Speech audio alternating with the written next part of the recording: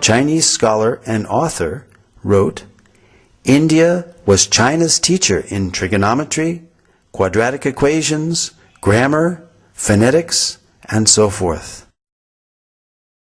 Francis Voltaire stated, "Everything has come down to us from the banks of the Ganges."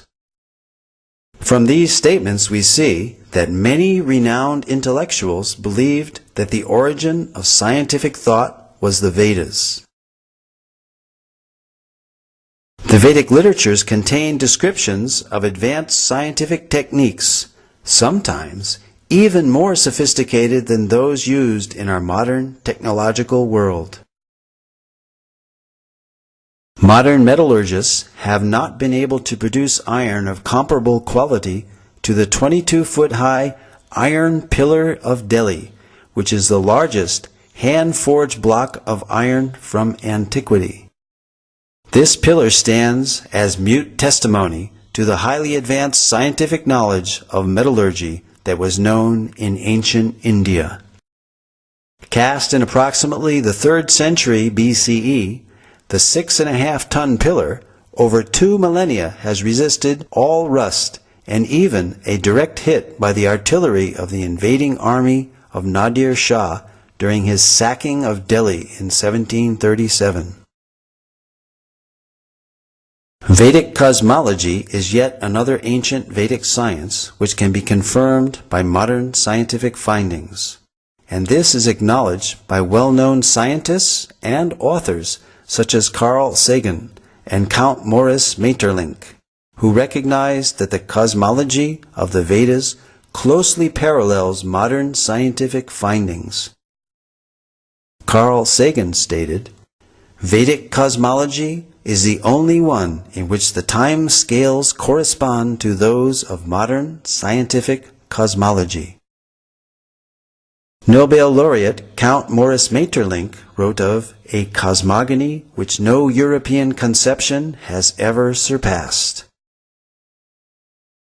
French astronomer Jean-Claude Bailly corroborated the antiquity and accuracy of the Vedic astronomical measurements as more ancient than those of the Greeks or Egyptians, and that the movements of the stars calculated 4,500 years ago does not differ by a minute from the tables of today. The 90-foot-tall astronomical instrument known as Samrat Yantra, built by the learned king Suai Jai Singh of Jaipur, measures time to within 2 seconds per day. Cosmology and other scientific accomplishments of ancient India spread to other countries along with mercantile and cultural exchanges. There are almost 100 references in the Rig Veda alone to the ocean and maritime activity. This is confirmed by Indian historian R.C. Majumdar, who stated that the people of the Indus-Saraswat civilization engaged in trade with Suma and centers of culture in Western Asia and Crete. An example of these exchanges is found in the inscriptions on the Heliodorus column, erected in 113 BCE by Heliodorus, a Greek ambassador to India and convert to Vaishnavism, as well as the 2nd century BCE coins of Agastocles, showing images of Krishna and Balaram. These artifacts stand testimony that Sanatana Dharma predates Christianity. This also confirms the link between India and other ancient civilizations such as Greece, and shows that there was a continuous exchange of culture, philosophy, and scientific knowledge between India and other countries. Indeed, the Greeks learned many wonderful things from India.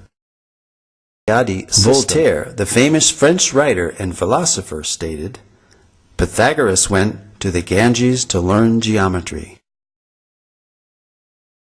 Abraham Seidenberg author of the authoritative History of Mathematics, credits the Sulba Sutras as inspiring all mathematics of the ancient world, from Babylonia to Egypt to Greece. As Voltaire and Seidenberg have stated, many highly significant mathematical concepts have come from the Vedic culture, such as the theorem bearing the name of the Greek mathematician Pythagoras is found in the Shatapatha Brahmana, as well as the Sulba Sutra, the Indian mathematical treatise written centuries before Pythagoras was born. The decimal system, based on powers of 10, where the remainder is carried over to the next column, first mentioned in the Taittiriya Samhita of the Black Yajurveda. The introduction of 0 as both a numerical value and a place marker. The concept of infinity. The binary number system, essential for computers, was used in Vedic verse meters. A hashing technique similar to that used by modern search algorithms such as Google's was used in South Indian musicology. From the name of a raga, one can determine the notes of the raga from this Katapayadi system.